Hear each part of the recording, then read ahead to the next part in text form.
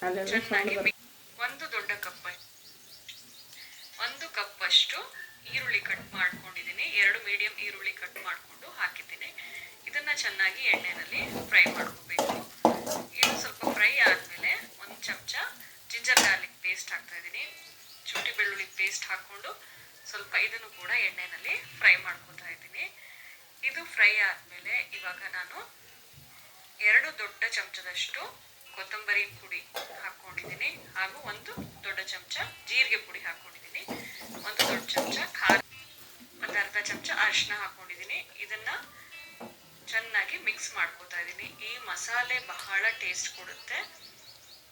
1 ದೊಡ್ಡ ಕಪ್ಪಷ್ಟು ಆಲೂಗೆಡ್ಡೆಯನ್ನು ಕೂಡ ನಾನು ಹಾಕ್ಕೊಂಡಿದ್ದೀನಿ ಕಟ್ ಮಾಡಿಕೊಂಡು. ಇವಾಗ ಆಲೂಗೆಡ್ಡೆ ಎಲ್ಲ ಮಿಕ್ಸ್ ಮಾಡಿಕೊಂಡು ಇದಕ್ಕೆ ನಾನು 1 ದೊಡ್ಡ ಕಪ್ಪಷ್ಟು ಟೊಮೆಟೊ ಪ್ಯೂರಿ ಹಾಕ್ಕೊತಾ ಇದ್ದೀನಿ. ನಾನು ಮಾಡಿಕೊಂಡು ಇದಕ್ಕೆ ಸೇರಿಸ್ಕೊಂಡಿದ್ದೀನಿ. ರುಚಿಗೆ ತಕ್ಕಷ್ಟು ಮಸಾಲೆ ಬಹಳ ಟೇಸ್ಟ್ ಕೊಡುತ್ತೆ. 1 ದೊಡ್ಡ ಕಪ್ಪಷ್ಟು ಆಲೂಗೆಡ್ಡೆಯನ್ನು ಕೂಡ ನಾನು ಹಾಕ್ಕೊಂಡಿದ್ದೀನಿ ಕಟ್ ಮಾಡಿಕೊಂಡು. ಇವಾಗ ಆಲೂಗೆಡ್ಡೆ ಎಲ್ಲ ಮಿಕ್ಸ್ ಮಾಡಿಕೊಂಡು ಇದಕ್ಕೆ ನಾನು 1 ದೊಡ್ಡ ಕಪ್ಪಷ್ಟು ಟೊಮೆಟೊ ಪ್ಯೂರಿ ಹಾಕಿ ಮಿಕ್ಸ್ ಮಾಡ್ಕೋತಾ ಇದ್ದೀನಿ. ಈ ಮಸಾಲೆ ಬಹಳ ಟೇಸ್ಟ್ ಕೊಡುತ್ತೆ. 1 ದೊಡ್ಡ ಕಪ್ಪಷ್ಟು ಆಲೂಗೆಡ್ಡೆಯನ್ನು ಕೂಡ ಪ್ಯೂರಿ ಹಾಕೋತಾ ಇದ್ದೀನಿ.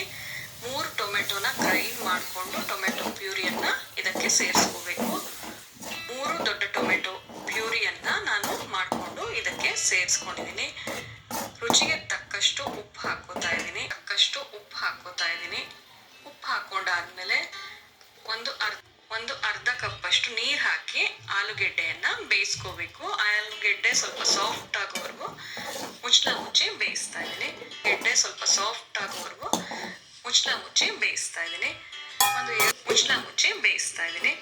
ಒಂದು 2 ನಿಮಿಷ ಬೇಯಿಸಿ ಆದ್ಮೇಲೆ ನೋಡಿ ಕುದೀತಾ ಇದೆ.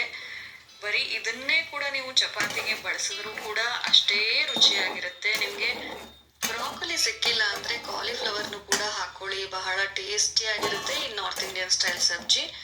ಆಲೂಗೆಡ್ಡೆ ಬೇಯಿಸ್ಕೊಂಡಾದ್ಮೇಲೆ ಇದಕ್ಕೆ ನಾನು ಇವಾಗ ಬ್ರೋಕೊಲಿ ಹಾಕ್ತಾ ಇದ್ದೀನಿ. ಈ ಬ್ರೋಕೊಲಿನ ಚೆನ್ನಾಗಿ ಮಸಾಲೆ ಒಳಗೆ ಮಿಕ್ಸ್ ಮಾಡ್ಕೊಳ್ಳೋಣ. ಒಂದ್ಸಲ ಚೆನ್ನಾಗಿ ಮಿಕ್ಸ್ ಮಾಡ್ಕೊಳ್ಳಿ.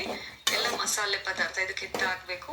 ಆಮೇಲೆ ಅರ್ಧ ಕಪ್ಪಷ್ಟು ನೀರು ಹಾಕೊಂಡು ಬ್ರೋಕೊಲಿ ಬಿಡಿ. ತುಂಬಾ ಬೇಯಿಸ್ಕೊಳ್ಳುವಂತಹ ಬ್ರೋಕೊಲಿ ಬೇಯಕ್ ಬಿಡಿ. ತುಂಬಾ ಬೇಯಿಸ್ಕೊಳ್ಳುವಂತಹ ಅವಶ್ಯಕತೆ ಇಲ್ಲ. ಸ್ವಲ್ಪ ಬ್ರೋಕೊಲಿ ಕ್ರಂಚಿ ಆಗಿದ್ರೆ ಬಹಳ ಟೇಸ್ಟಿ ಆಗಿರುತ್ತೆ. ಮಿಕ್ಸ್ ಮಾಡ್ಕೊಳ್ಳಿ.